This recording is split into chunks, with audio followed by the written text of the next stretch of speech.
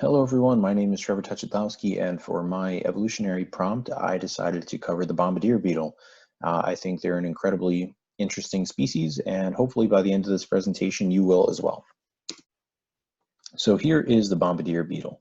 The defense mechanisms found amongst the animal kingdom are some of the most interesting adaptations seen in any other taxa. The sheer range of methods and physical characteristics dedicated to the preservation of the individual constitutes a remarkable collection of variation. Quills and plates of keratin, poisons, camouflage, and mimicry make up some of the more common adaptations for defense, but perhaps one of the most fascinating is the use of chemical deterrence. Utilized by a plethora of species, chemical adaptations all serve the same general purpose: impair one or more of the senses of the present threat, granting the victim an opportunity to escape. One of the more famous examples of this defense mechanism is seen in the striped skunk, which employs a generally harmless spray to ward off predators, even those as large as bears. Though this may be the most recognized defense in this category, there is an insect hundreds of times smaller than that of the striped skunk that utilizes a chemical spray so noxious that it has the potential to kill. And that would be our friend the Bombardier Beetle.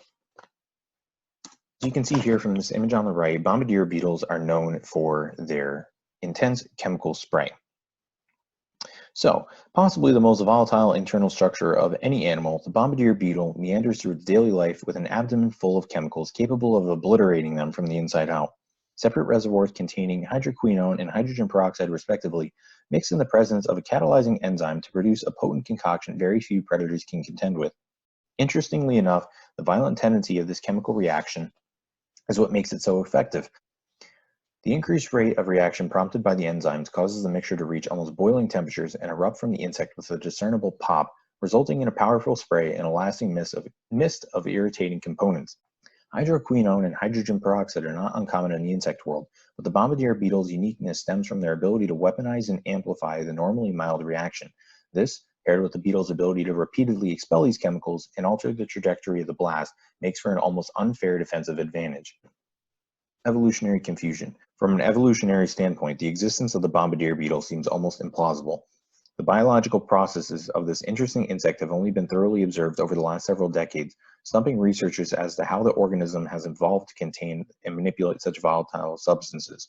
Exaptation is believed to be the driving force behind this bizarre adaptation, meaning that the origin of the explosive chemicals derived from other, more simplistic natural processes. In the case of the bombardier beetle, researchers tend to accept a carapace theory, which suggests that the chemicals used in this explosive defense mechanism originally stemmed from those found in the beetle's exoskeleton. Hydroquinone is already a common component in these external structures, so many believe it was somehow converted into a viable tool, granting individuals with the primitive version of this trait a higher fitness and likelihood of passing on said adaptation to future generations. Though this explains the introduction and utilization of one chemical component, the presence of hydrogen peroxide and the beetle's affinity for weaponizing the reaction between the two is somewhat unclear at this point in time. So, does the bombardier beetle have any natural predators? Very few organisms are equipped to deal with this horrific spray, if any at all. The dual characteristics that accompany this explosion, both heat and toxicity, make it very difficult for most organisms to contend with. Interestingly enough, orb weavers have found success in subduing these beetles. Rather than relying on an evolutionary resistance to the harmful effects of the spray, these arachnids employ a certain methodology, one typically associated with attacks on larger prey items, to disarm the beetle.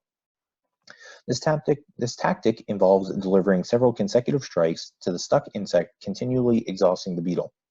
This allows the weaver to suffer limited exposure to the chemical defenses and decrease the intensity of the struggle. After a certain amount of time has passed, the weaver will finish the job by totally encasing its victim in webbing.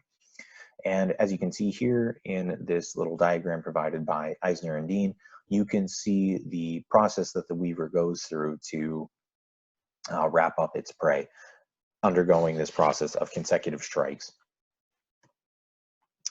So that marks the end of my presentation. Hopefully you all walk away from this with a better understanding of the bombardier beetle and its inner workings. I hope that you're all staying safe under these strange circumstances, and I hope that you all have a fantastic day. Thank you for listening.